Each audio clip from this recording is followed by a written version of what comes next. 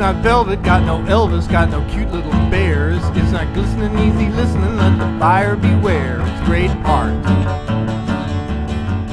Great art. Got some kind of message to impart.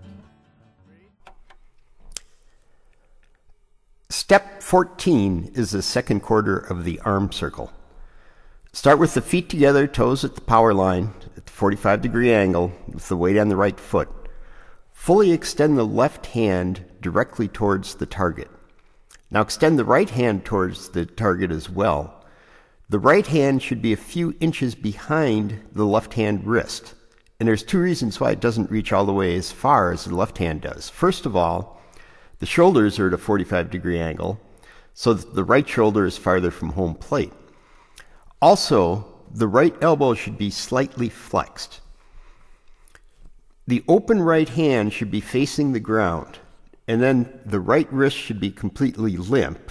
And once you flop the wrist down, it points a little bit back towards second base. Bring the right hand to the second quarter position or to the K position. Keep the left hand pointing at the target. The upper arm should brush the player's ear on the way by. Now it's important to not twist the right wrist relative to the forearm. Due to the movement of the shoulder, the hand will face third base as it crosses the highest point of the circle. As an aside, it also turns back to face home just before release. Once a player gets a ball in her hand, she tends to want the ball facing the batter, but by not actually having a ball in your hand, not actually throwing it, generally the students get this rotation or the lack of twisting of the forearm very naturally. So as the right arm is going up, stride out with your left foot and complete the throw. The left toe should reach the ground at about the same spot where the K position starts, or somewhere a little bit after the top of the circle.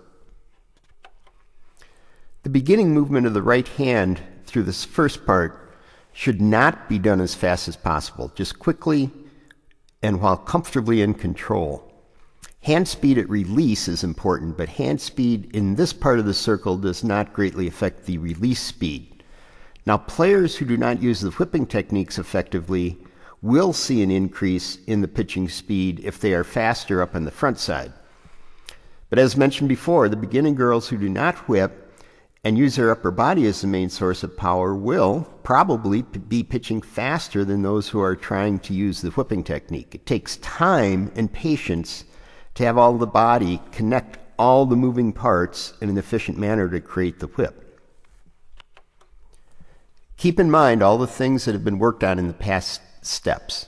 It is often difficult for the beginners to increase the amount of elbow flex as the arm is going around the circle. Keep an eye on that. In all of the previous steps, we have made a point about you want to keep your hand right on top of the power line. And that is true for everything that happens behind your body. Once you're in front of the body, it is the elbow that needs to be on top of the power line.